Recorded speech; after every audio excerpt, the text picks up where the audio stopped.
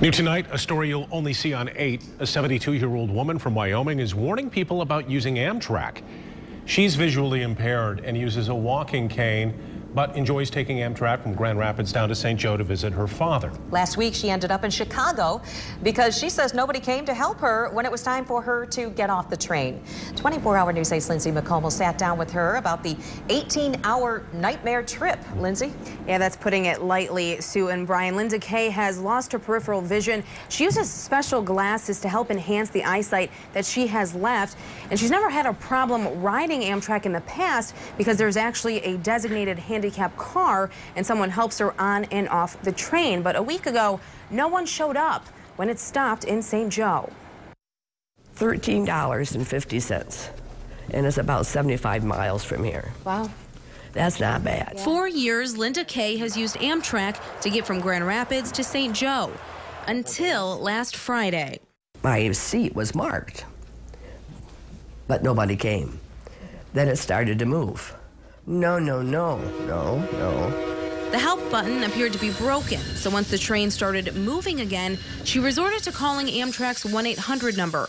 But it took several minutes before anyone realized that she was still on board. So all the people I was talking to at the Amtrak number hadn't even let the engineer on the train I was on know what the problem was. It just blew me away. To make matters worse, they told her the next stop wasn't until Chicago. What do you do for an emergency then? What if somebody had a heart attack or they fell down the steps? Come on, you've got all ages here. Kay said an Amtrak employee escorted her to a lounge after they arrived. They did a nice job smoothing my feathers. She said no one sat down with her to discuss what happened. They only said that they would pay for her to get on the next train heading back to Michigan.